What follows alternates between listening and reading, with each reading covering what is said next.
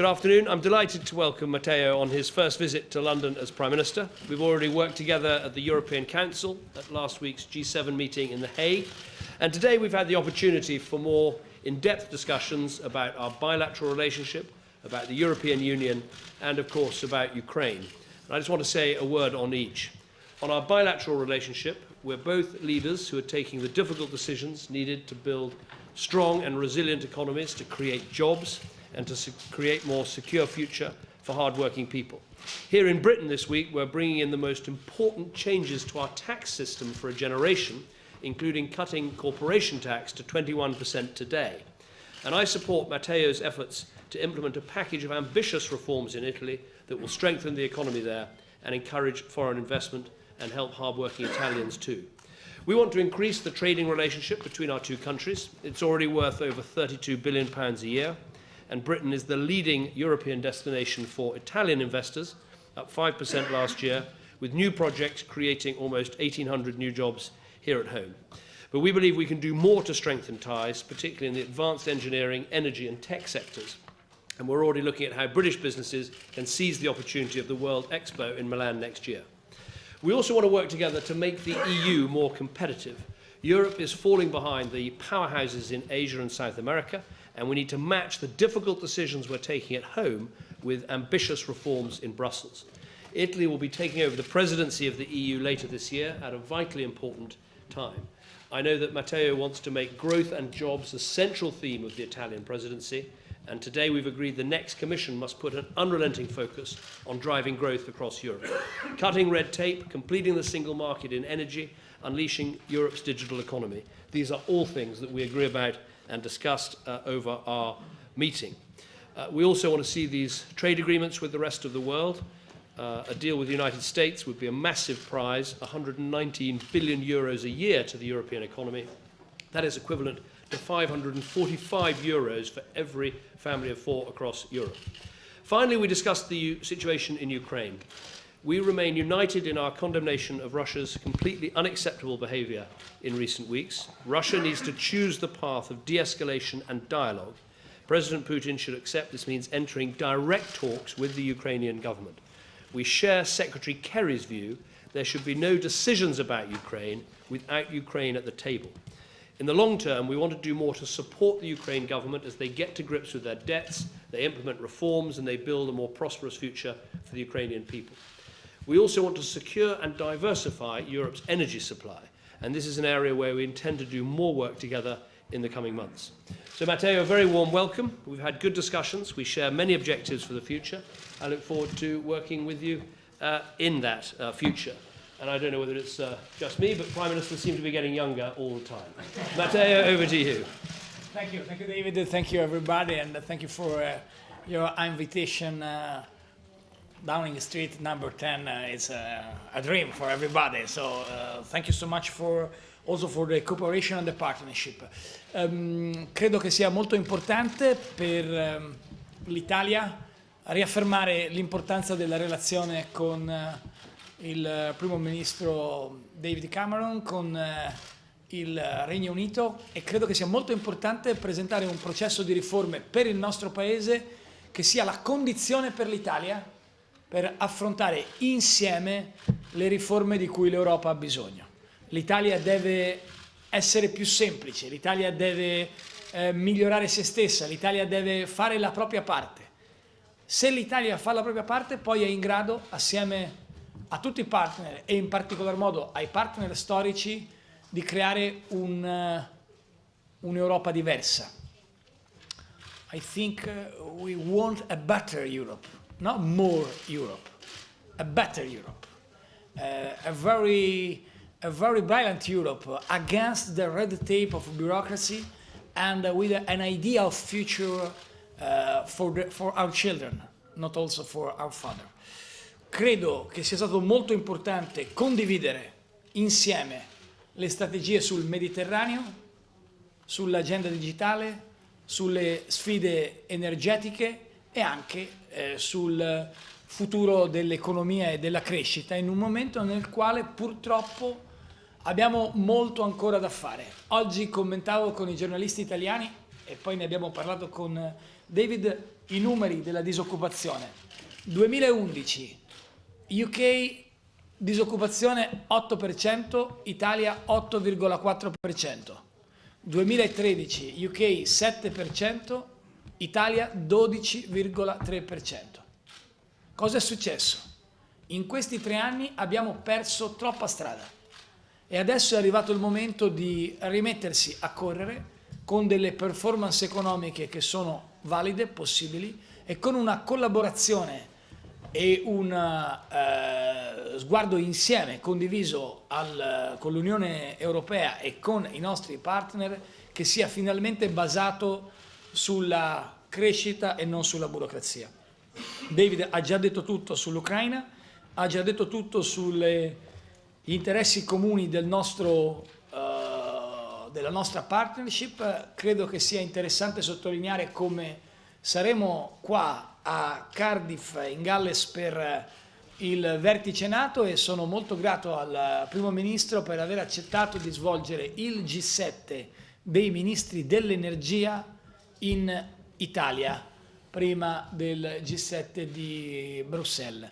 Quindi sono molte le cose che condividiamo, credo che sarà molto interessante se questa Europa diversa che vogliamo costruire potremo farla lottando contro la paura di chi ha paura di cambiare, ma per noi deve essere chiaro che non c'è Europa, non c'è una grande Europa senza la presenza del Regno Unito, senza la presenza di David Cameron, dei suoi concittadini, e quindi per noi è assolutamente fondamentale che in questo percorso complesso e complicato che si apre la presenza del UK in Europa non è un qualcosa in discussione, è assolutamente fondamentale e cruciale per noi e lavoreremo insieme, ne sono sicuro. Thank you so much, David, for your invitation. Thank you, Matteo. I think we've got the BBC first. James Robbins from the BBC. Mr. Renzi, listening to you, it makes it sound as if Italy and you are an ally of David Cameron's in wanting fundamental reform of the European Union. Am I right? And does that mean that Italy wants to bring powers back from the centre to Italy? Or is your vision of a reformed Europe completely different from the Prime Minister's? And, Prime Minister, can I ask you one question about Ukraine, which is, do you really share similar ideas about the level of pressure that should be applied to Moscow? Because those countries like Italy, which are much more energy dependent on outside sources, tend to be much less in favour of applying the sort of pressure on Moscow which could produce retaliation. And finally, to you, Prime Minister, many people are very angry about what they see as Royal Mail being sold off far too cheaply. Do you think people are right to feel angry that taxpayers feel that they were given a very poor deal by the government? Thank you very much. Well, Matteo, perhaps you take the question first and I will... Absolutely, yes. I think there is an alliance, not ideological, not confused, in the process of reform of Europe. But for us, for Italy, today is absolutely important start from ourselves. It's impossible in Italy fight against the bureaucracy of Brussels if we spent few days to conclude the process of administration in our country. It's impossible for us fight against the ideas of bureaucracy, of red tape in Brussels if our system is old. So for this reason, in this moment in Italy, it's absolutely important to change institutions, to change electoral law, to change constitutions. Yesterday, maybe you know, we presented the reform, the law of a reform of constitutions, very important because reduce also the problems between central government and regions, because change the role of Senate, because change the role of a part of politicians. So for us, it's possible speaking about reforms in Europe only if before we change ourselves. And this is the challenge in the second half of 2014, when Italy will lead the semester of a European presidency. I think we we can discuss with our partners and with David about the future of Europe. Thank you very much. I'm sure I'm going to be great allies in fighting the bureaucracy that Matteo has just referred to. I think it's really important for all countries in Europe to do that. To answer your questions very specifically, on Ukraine, of course different countries have different perspectives, but actually I think the EU has done well in that 28 countries came together and set out a tough, consistent and predictable set of measures to send a very clear message to Vladimir Putin about what had happened, why it was wrong, and what needed to happen next. And crucially, at that last EU Council, we agreed that the European Commission should start to draw up detailed plans for sanctions if Putin and Russia went further into eastern Ukraine. And I think that was a good step forward, and we agreed that. Right across the EU, we agreed that. And we also agreed the important steps in terms of travel bans and asset freezes. So we all bring our different perspectives and our different histories and arguments, but actually we came together, and I think we've set out a very consistent way forward and the right way forward for the EU. On the issue of energy dependence on Russia, we discussed this in our meeting. Again, different countries have different positions. Britain is very unreliant on Russian gas. We have a very small percentage of Russian gas coming into our system. But I think where there's agreement across Europe is that this is a long-term piece of work that has to be done. It is in all our interests, whether, frankly, we're reliant on Russian gas or not. It's in all our interests that all of Europe becomes less reliant, so we're a more resilient continent, so that when shocks take place, they don't affect the gas and oil prices so badly, and countries are able to make more independent decisions. So it's a long-term piece of work, but I'm delighted that Matteo is taking on the work of chairing the G7 energy ministers. The meeting will take place in Italy, because that's going to be a start of the process, as the EU will also take forward, of making us all more energy independent. That's going to mean building LNG terminals, it's going to mean new pipelines, it's going to mean more interconnections between different European countries, it's going to mean completing the single market in energy. These are good things in themselves, but they will also make us less reliant on Russian gas, and that will be strengthening for all of us in the long term. But a long-term piece of work. You can't expect results immediately on that one. On the Royal Mail, what I would say is this. You know, a decade ago, this company was losing money, and people thought that it was in an unrecoverable situation. I would argue the British taxpayer has benefited in 3 ways from the changes we put in place and the privatisation that's taken place. There's the benefit of a sale of Royal Mail and the capital receipt. There's the benefit that this is now a profit-making company paying taxes into the exchequer. And thirdly, this is a successful company, doing well for Britain. So I think we're much better off with Royal Mail in the private sector, and I look forward to that work being completed. Second question, I think, is Italian media. Rai News. Rai News. I have the Rai News, not Rai. Sul Senato il processo è avviato, lei ha avuto diversi endorsement all'estero sulle riforme avviate in Italia. La priorità adesso è il lavoro, lei lo ripete, dice che bisogna correre, ma come coniugare l'urgenza di correre con eventuale possibilità di mediazione in Italia? A question for Prime Minister Cameron. In the same way Renzi's government has proposed a series of reforms, your government has proposed a few points to remain in Europe. So what kind of support the Euro-skeptical United Kingdom can find in Italy, whose dreams is the United States of Europe? Thank you. Il percorso italiano è un percorso molto chiaro. Riforme costituzionali, cambio delle regole del gioco nella pubblica amministrazione, modifica profonda del sistema fiscale e della giustizia civile e naturalmente modifica delle regole sul mercato del lavoro. Noi abbiamo un sistema in cui manca flessibilità. Vi ho ricordato prima delle statistiche. Queste statistiche sono statistiche che hanno visto crescere la disoccupazione nonostante che le regole che erano state fatte avrebbero dovuto migliorare e semplificare il quadro del gioco. Dunque, la ricetta di questi anni è sbagliata.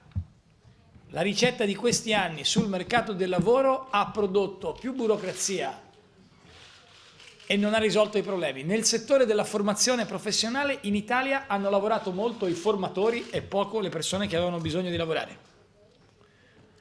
Quindi noi dobbiamo dare più semplicità e più rapidità.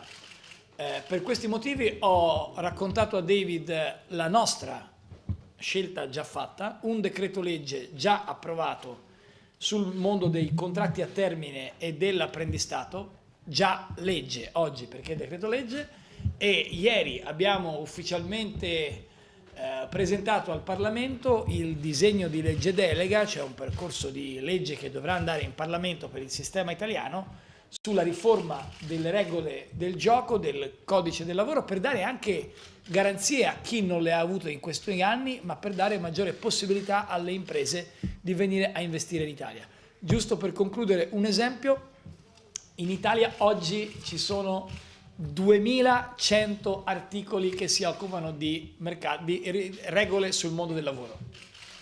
È normale che alla fine si finisce sempre di fronte a un tribunale.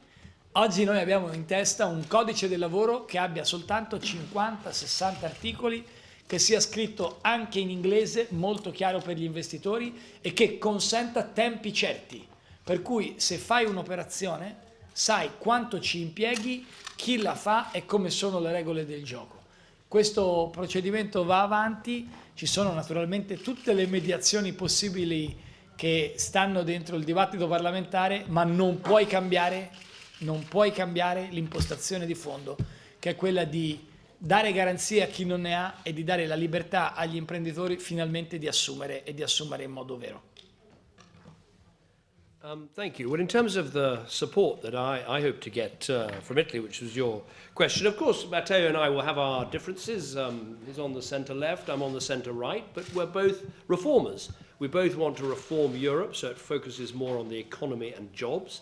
We both want to reform Europe so it focuses on cutting bureaucracy. And we both want to achieve keeping Britain in a reformed European Union. So I think there's lots of opportunity to work together. What I'm taking from what Matteo has just said is that, frankly, there's no point deregulating in Italy if you have those regulations reimposed in Brussels. And that is exactly the approach I take.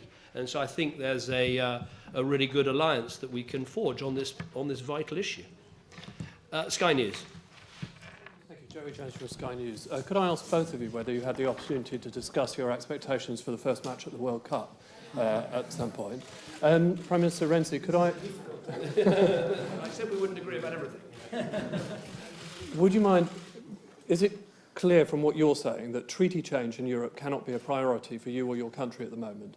And on the specific issue of freedom of movement, you will know that David Cameron has said that freedom of movement should not be an absolute right, that he's making sure that he feels that there should be restrictions on, for example, welfare benefits for people who come from one country to another. Is that an agenda that you agree with, that you are willing to pursue? And Prime Minister David Cameron, could I ask you, what is your issue with the Muslim Brotherhood at the moment? Because looking at the situation in Egypt currently, many people would say that the organisation is perhaps more sinned against than sinning. Let me take the question on the Muslim Brotherhood. Look, I think it's very important people understand that as a government, we are obviously opposed to violent extremism, the violent extremism that we've seen on our streets, tragically, in, for instance, that dreadful incident in Woolwich. But we're also a government that is opposed to extremism. We want to encourage people away from a path of extremism. We want to challenge the extremist narrative that some extreme Islamist organisations have put out. What I think is important about the Muslim Brotherhood is to make sure we fully understand what this organisation is, what it stands for, what its links are, what its beliefs are in terms of both extremism and violent extremism, what its connections are with other groups, what its presence is here in the United Kingdom. Our policy should be informed by a complete picture of that knowledge, and that's why I've commissioned this piece of work by a very experienced and senior ambassador, John Jenkins, who's our ambassador in Saudi Arabia. And I think it's an important piece of work because we'll only get our policy right if we fully understand the true nature of the organisation that we're dealing with. Matteo. Well, we don't discuss. We didn't obviously, discuss, we I don't don't think we discuss. did discuss the World Cup. But, This is a problem. This is a problem because I'm very supporter of the trainer of CT, trainer of Italian soccer team, Cesare Prandelli. So I supported him, and obviously I supported our national team. But in this moment, is not. We are not sure about the results. I think our alliance is not a problem for the match. So jokes apart. In this moment in Italy, the priority is a different idea of the future of our countries. In the last period, Europe, this is my personal opinion, lost the quality of dream and become only a place of bureaucracy and of red tape. So, for this reason, I believe the first challenge is not discuss about your questions, but about the vision for the next generation of Europe as a place of freedom. And first of all, this could be possible only if we invest in a different idea of growth, a different idea of institutional levels, and for this reason the alliance with David is absolute. For the rest, we have a lot of time to discuss, but in this moment I believe absolutely crucial for Italy the presence of UK in Europe, not only for the past of UK, but for the future of Europe. Because this is not simply a tradition. This is not simply an idea of the past. This is the challenge for the future generation and for our children. And this is the priority. For the rest, we discuss in the future. Thank you. Final question from the Italian media. Last Radio Core. Is the microphone coming? With the Italian son. Okay. Presidente Renzi, l'Italia e il Regno Unito hanno molti legami nel mondo della finanza, quindi anche la fusione tra la borsa di Milano e Londra stock exchange. Without the microphone, it's impossible the translation. Also because my translation, it's terrible. L'Italia e il Regno Unito hanno molti legami nel mondo della finanza, come dimostra la fusione fra Borsa di Milano e London Stock Exchange. Che messaggio porta alla City in vista anche della nuova tornata di privatizzazioni in Italia e della necessità di sostenere il collocamento dei titoli di Stato italiani? E poi ha in programma incontri con personaggi del mondo della finanza o li ha già incontrati? Invece per il Presidente Cameron, siccome Renzi ha sottolineato appunto il trend diverso che ha avuto la disoccupazione del Regno Unito rispetto a quello che è successo negli ultimi 3 anni in Italia, volevo sapere se ha una ricetta da proporre, un suggerimento da dare in particolare. Grazie. Molto brevemente, credo che io non ho da dare un messaggio alla City, ma ho da prendere un messaggio dalla City. Negli ultimi giorni, nelle ultime settimane, c'è una grandissima attenzione verso il mercato italiano, da tutto il mondo, e che essendo Londra la capitale della finanza mondiale, ha in questa città il luogo nel quale le cose accadono. Ma se lei guarda i dati degli ultimi giorni, nelle ultime settimane, molti investitori stanno scommettendo sul futuro dell'Italia.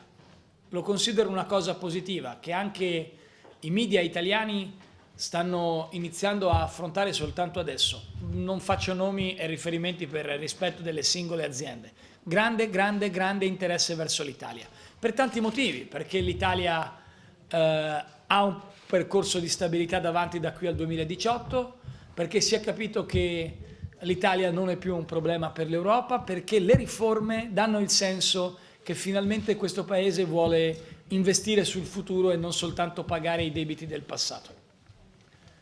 Per queste ragioni non ci sono incontri specifici con la City, ho recepito il messaggio che è arrivato. È chiaro che questo messaggio avrà un senso soltanto quando tornerà a diminuire la disoccupazione in Italia. è l'inizio di un percorso. Vedrete nei prossimi mesi come questo cambiamento porterà l'Italia a tornare sotto la doppia cifra della disoccupazione. Noi vogliamo tornare sotto il 10%. Questo è il nostro obiettivo e ci arriveremo nei prossimi mesi e nei prossimi anni. È un obiettivo che possiamo raggiungere. Esponenti della finanza, ovviamente impossibile non incontrare esponenti della finanza a Londra, anche al semaforo si incontrano, quindi non è un problema. Incontreremo alcune espressioni dell'economia inglese domani mattina in residenza, ospiti dell'ambasciatore che ringrazio, e incontreremo anche alcune testate specializzate. Vorrei però dire anche contemporaneamente che oggi tra le tante cose che facciamo c'è un settore che sta crescendo molto nell'export anche nel Regno Unito, che è quello del fashion, e non è l'unico. Io credo che sarà importante lavorare insieme anche sul food per dimostrare che i cibi italiani fanno bene, e l'evento a cui David ha fatto riferimento dell'Expo a Milano sarà molto importante. Però questa sera c'è un appuntamento per me molto breve, non più di un quarto d'ora, ma molto interessante per voi, sul fashion e sulla storia italiana nell'ambito di questo settore, che è uno dei pezzi trainanti dell'export italiano. Well, I'm sure Matteo doesn't need my advice. He has a very clear program for cutting unemployment. But for countries that have big deficits, that have large debts, there is no choice. You can't increase employment by expanding the public sector.